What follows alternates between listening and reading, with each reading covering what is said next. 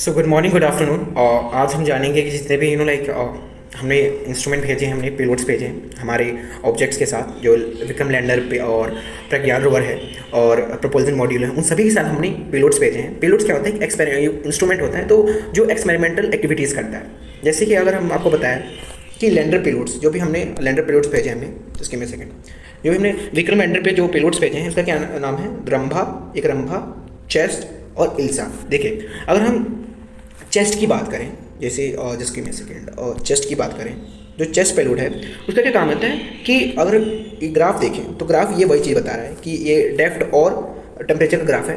तो जैसे जैसे अगर हम लूना सरफेस, जो भी चांद में अगर डेप्थ बढ़ाएंगे पोलर रीजन में, देखिए पोलर रीजन भी हमारा चंद्रयान गया है, तो जैसे जैसे डेप्थ बढ़ाएंगे तो वैसे वैसे टेम्परेचर क्या होगा? डिक्रीज होगा।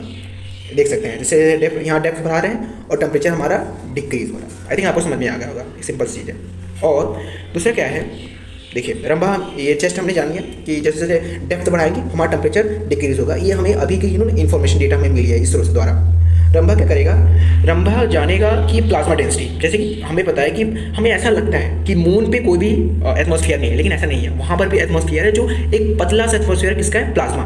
प्लाज्मा जनरली हम 9th में ही पढ़ लेते हैं। प्लाज्मा क्या होता है कि प्लाज्मा एक फोर्थ स्टेट ऑफ मैटर है, जिसमें आयनिक स्टेट होता है, मतलब कि जो एटम्स होते हैं आयन के फॉर्म में रहते हैं। तो उस प्लाज्मा की डेंसिटी मेजर करेगा और प्लाज्मा कैसे समय के साथ वेरी कर रहे हैं इसको मेजर करेगा हमारा रंभा पेलोड। और इल्सा की बात करें तो इल्सा क्या है कि हमारे अर्थ की जितनी भी सिस्मिक एक्टिविटी होती है हमें पता है, वो उसके कारण पता है, क्योंकि टेक्टोनिक प्लेट्स वगैरह आपस में टकराती हैं, उसकी वजह से भूकंप आते हैं। लेकिन अगर हम मून के बारे में जानना है तो मून के बारे में तो हमें इन्फॉर्मेशन नहीं पता है, उसके इंटीरियर स्ट्रक्चर के बारे में। तो उस पूरे इंटीरियर स्ट्रक्चर और उसके कारण के बारे में कौन जानेगा? ये पता लगाएगा इल्सा। इल्सा पता लगाएगा कि सिस्मिक एक्टिविटी के कारण क्या है, उसका इंटीरियर स्ट्रक्चर कैसा है, तो ये पूरा इल्सा पता लगाएगा। और अभी हमने लैंडर पेलोड्स के बारे में पढ़ लिए, रंभा, चेस्ट, इल्सा, और हम पढ़ने जा रहे हैं रोवर पेलोड्स के बारे में, जो हमारा प्रज्ञान रोवर है। देखिए, अगर मैंने इसको पहले पिछले वीडियो में बता दिया था कि जो हमारा रोवर पेलोड्स में कौन से हैं, अल्फा पार्टिकल एक्सरे स्पेक्ट्रोमीटर, मतलब कि हमने इसमें अल्फा पार्टिकल डालेंगे और उससे जो हमें डेटा मिलेगा उससे हम क्या जानेंगे कि एलिमेंटल कंपोजिशन क्या है, कि वहाँ पर जो लूना सॉइल है उसमें कौन कौन से एलिमेंट पाए जा रहे हैं, ये पता लगाएगा। और लिप्स क्या करेगा कि क्वालिटेटिव और क्वांटिटेटिव एनालिसिस करेगा, मतलब कि जो भी एलिमेंट पाए जा रहे हैं वो कितने अमाउंट में पाए जा रहे हैं और किस क्वालिटी के हैं, कि कहीं के साथ मिक्सचर तो नहीं है, कि प्योर फॉर्म में पाए जा रहे हैं कि किसी साथ मिक्स है। तो ये पूरा इसकी पूरा जानकारी कौन देगा? लिप्स। अगर हम शेप के बारे में बात करें, ये हमने प्रपोजल मॉड्यूल के साथ भेजा है।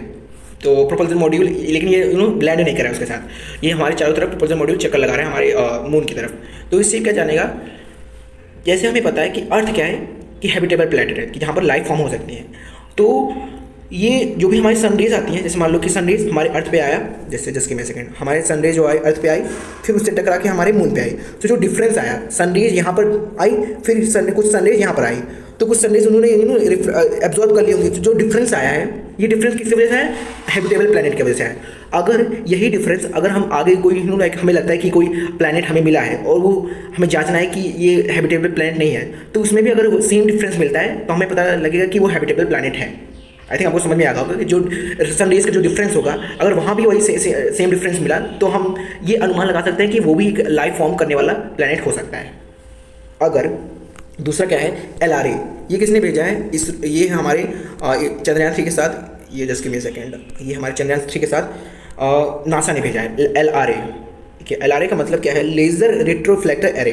देखिए, अगर हमें पता चले कि जो हमारा चांद है कितना दूर जा रहा है अर्थ से और कितना पास आ रहा है, तो इससे हमें बहुत सारी चीज़ें हमें पता चलेगी। क्योंकि जहाँ तक हमें पता है कि चांद की जो ग्रेविटेशनल पुल है वो किसको अफेक्ट करती है? CVX को।